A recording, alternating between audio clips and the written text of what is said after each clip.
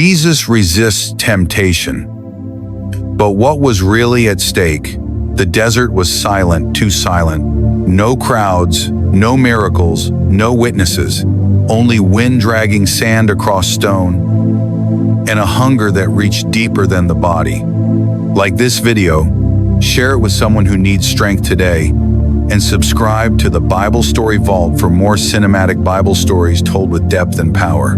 This is not just a story about temptation. It is a confrontation between light and shadow, between truth and deception, between the mission of heaven and a shortcut that could have changed history forever.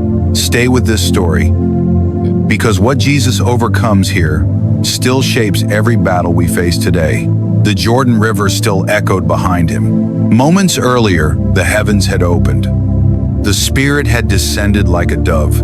A voice had thundered from above, "This is my beloved Son, in whom I am well pleased." And then silence. Jesus turned from the water and walked into the wilderness. No throne, no applause, only rock, heat, and endless sky. The Spirit did not lead him to comfort. It led him to confrontation. Days bled into nights, nights into days. The sun burned his skin by day. The cold pierced him by night. Jesus fasted 40 days and 40 nights. His strength faded. His body weakened. Every step was heavier than the last. And when hunger reached its deepest point, that was when the enemy came. A voice broke the silence. Smooth, calm, calculated. "If you are the Son of God." The words carried poison wrapped in reason. "If you are the Son of God, tell these stones to become bread."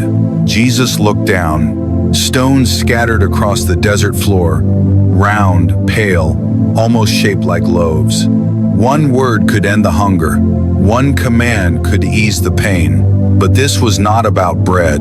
It was about obedience. Jesus lifted his eyes and answered, not with anger, but with truth. "Man shall not live by bread alone, but by every word that comes from the mouth of God." The desert remained silent, but the battle had only begun. In a moment beyond time, the wilderness vanished. Jesus stood at a great height overlooking kingdoms, cities, crowns, armies. Power stretched as far as the eye could see. The tempter spoke again. "All this I will give you, if you will bow down and worship me." No suffering, no cross, no rejection, just rule, just glory. Just now, the offer shimmered with false light. Jesus did not hesitate. "Away from me, Satan, for it is written, worship the Lord your God and serve him only." The wind howled louder now. Truth had been spoken again. Stone replaced sand. Jesus stood on the highest point of the temple in Jerusalem. Below him, people moving like shadows.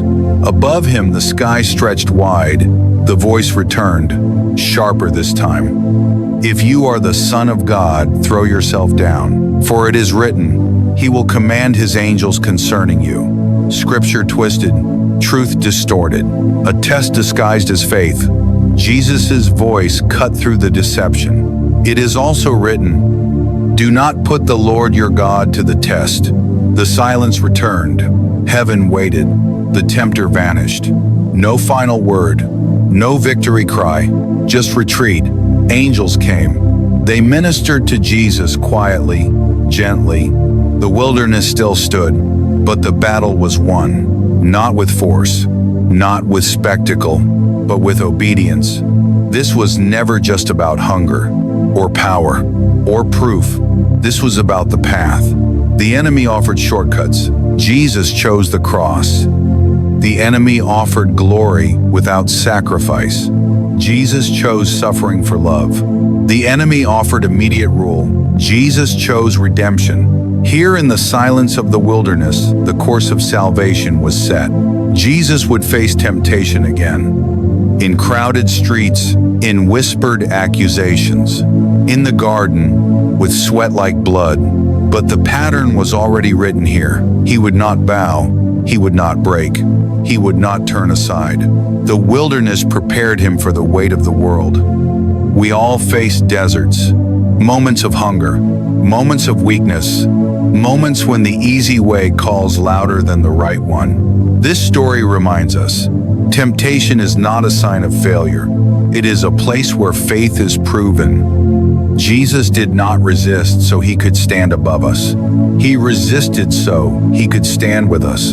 He knows the battle, and he shows us the way through. When lies sound reasonable, when shortcuts seem harmless, when obedience feels costly, remember the wilderness. Remember the Son who chose truth over comfort, faith over ease, the will of God over every other voice.